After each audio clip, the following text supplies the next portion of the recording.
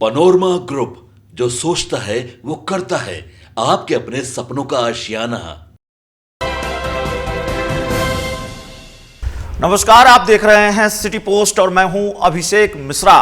देखिए, बिहार में 4 विधानसभा सीटों पर उपचुनाव होने हैं और एक एक सीट के समीकरणों को समझने की कोशिश हम कर रहे हैं। बिहार उपचुनाव से जुड़े हुए हर उस सवाल का जवाब तलाशने की कोशिश हम कर रहे हैं जो आप जानना चाहते हैं। तरारी पर बात हमने खूब की, आगे भी करेंगे। वेलागंज पर बात हमने खूब की, आगे भी करेंगे। लेकिन इस वक्त बात करेंगे रामगढ़ विधानसभा उपचुनाव की, रामगढ़ सीट की। और रामगढ़ सीट क्या आरजेडी के झोली में फिर से चली जाएगी? रामगढ़ सीट पर आरजेडी का पलड़ा क्या इसलिए भारी है क्योंकि वहां सुधाकर सिंह फैक्टर हैं। सुधाकर सिंह के चेहरे की चमक दमक भारी पड़ने वाली है एनडीए पर और जनसुराज पर भी। हमारे साथ हमारे editor sir Shrikant Pratyush sir हैं, जिनके जरिए रामगढ़ का पूरा समीकरण समझने की कोशिश करेंगे। सर, आप दर्शकों को समझाए उससे पहले जो हमारी समझ में आता है, सुधाकर सिंह जिनकी छवि ऐसी है कि सत्ता में रहते हुए उन्होंने किसानों की लड़ाई लड़ी, बहुत सशक्त नेता और विद्रोही तेवर के नेता माने जाते हैं, साफ छवि मानी जाती है। क्या इन सब का फायदा आरजेडी को वहां मिलता हुआ दिख रहा है? देखिए, सुधाकर सिंह जगदानंद सिंह के बेटे हैं। जगदानंद सिंह बहुत अकड़ वाले नेता माने जाते हैं, आपको पता ही है।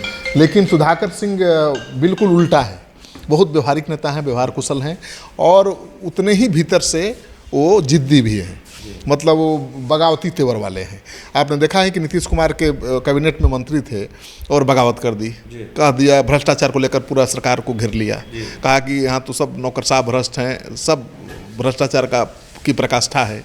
तो सुधाकर सिंह के तेवर हमेशा बगावती रहे हैं और इसी बगावती तेवर की वजह से सुधाकर सिंह विधायक रहते हुए भी एक नेता के रूप में प्रतिष्ठित हुए हैं और लोकसभा चुनाव लड़े बीजेपी के खिलाफ और बीजेपी की सिटिंग सीट छीन ली और बीजेपी की सिटिंग सीट छीन ली। उसका बहुत असर पड़ा मगध के बाकी सीटों पर भी।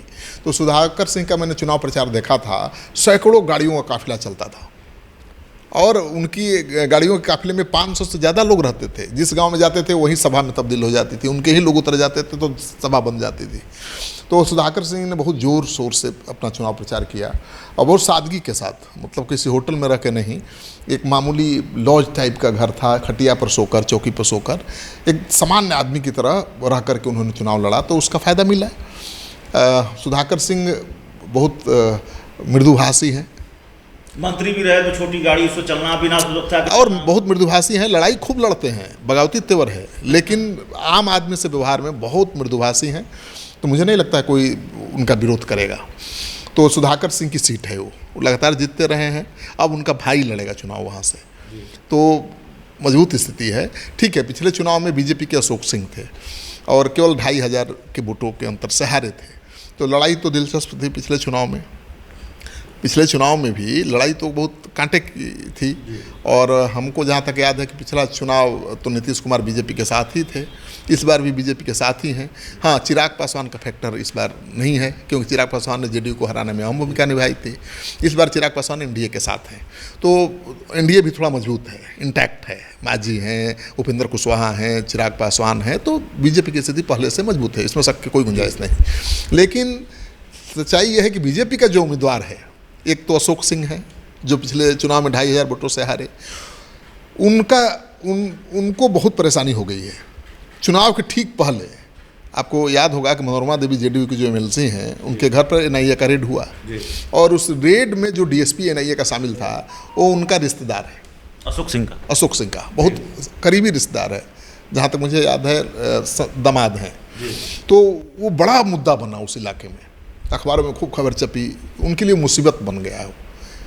अच्छा, उनके कनेक्शन भी उत्तर प्रदेश के बड़े बड़े नेताओं से हैं, तो एनआईए के डीएसपी को बचाने की कोशिश भी बहुत चल रही है। मतलब रामगढ़ में वोट अगर डाले जाएंगे या आरजेडी अगर जीतती है, अगर मगर का सवाल है, हम एक दावा क्यों करें कि आरजेडी ही जीत रही है या बीजेपी ही जीत रही है, तो सुधाकर, अगर आरजेडी की जीत होती है, आरजेडी की सीट बचती है, तो सुधाकर सिंह को इसका श्रेय जाएगा। सुधाकर सिंह ही फैक्टर है उम्मीदवार, चाहे अजीत सिंह। सुधाकर सिंह फैक्टर हैं, वो सांसद हैं, लेकिन चुनाव उनका भाई लड़ रहा है। लेकिन मान कर चलिए कि अजीत सिंह केवल नाम के उम्मीदवार हैं, सुधाकर सिंह ही विधानसभा की लड़ाई भी लड़ रहे हैं, ठीक है। और अभी सो कैंपेन कर रहे हैं, वो लगातार जमे हुए क्षेत्र में, और मुझे नहीं लगता कि चुनाव के पहले वो पटना आएंगे। तो सुधाकर सिंह से सीधी लड़ाई है। लेकिन एक आखिरी सवाल अब प्रशांत किशोर को लेकर है।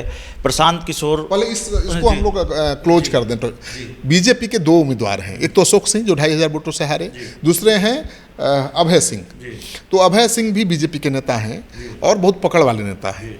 तो अभय सिंह भी लाइन में, शायद पूर्व विधायक भी रहे हैं, विधायक भी हैं और लाइन में लगे हुए हैं वो। तो अभय सिंह को बीजेपी दे सकती है टिकट, तब लड़ाई तो कांटे की हो जाएगी, क्योंकि एनडीए मजबूत है, इसमें शक की कोई गुंजाइश नहीं है। लेकिन अगर अशोक सिंह को ही दोबारा बीजेपी उम्मीदवार बनाती है तो लड़ाई मुश्किल हो जाएगी, क्योंकि उनके खिलाफ जो एनआईए वाला मामला है, उनके दामाद के खिलाफ, वो काफ़ी जोर पकड़ रहा है, विरोधी उसको बहुत भुना रहे हैं। और भाई किसी का, आप समझ सकते हैं कि किसी का दामाद डीएसपी हो, वो भी जांच एजेंसी का, केंद्रीय जांच एजेंसी का, और उस पर 3 करोड़ रिश्वत मांगने का आरोप हो, तो उसके सारे रिश्तेदार आएंगे दायरे में, जांच के दायरे में।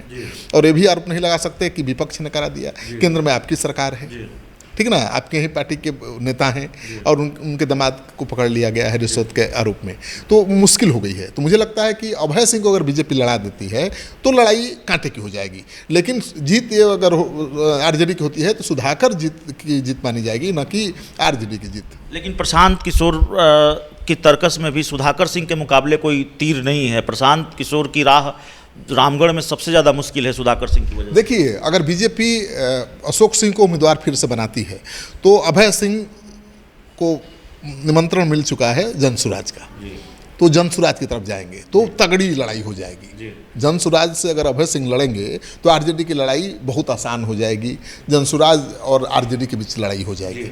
अब बीजेपी वहाँ नज़र नहीं आएगी, बात समझ लीजिए, क्योंकि बीजेपी 2 ही फैक्टर है ना अभी आज की तारीख में, एक बीजेपी के समर्थक हैं एक तरफ, दूसरी तरफ बीजेपी के विरोधी हैं। तो प्रशांत किशोर जब आ जाएंगे तो लड़ाई त्रिकोणात्मक हो जाएगी और इसका फायदा आरजेडी को मिल सकता है या प्रशांत किशोर को मिल सकता है। तो मुझे लगता है कि बीजेपी इसीलिए उम्मीदवार का नाम तय नहीं कर रही है, अब समय ले रही है। 21 तारीख को शायद उम्मीदवारों का नाम की घोषणा बीजेपी करेगी।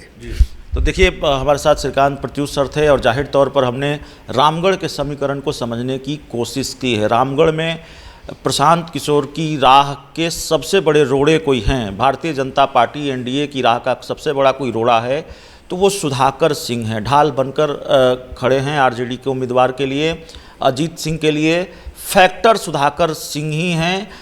कहने को अजीत सिंह लड़ रहे हैं, लेकिन अगर ये सीट फिर आरजेडी की झोली में जाती है तो पूरा श्रेय सुधाकर सिंह को ही जाएगा। इस पूरी रिपोर्ट में इतना ही। बहुत बहुत धन्यवाद।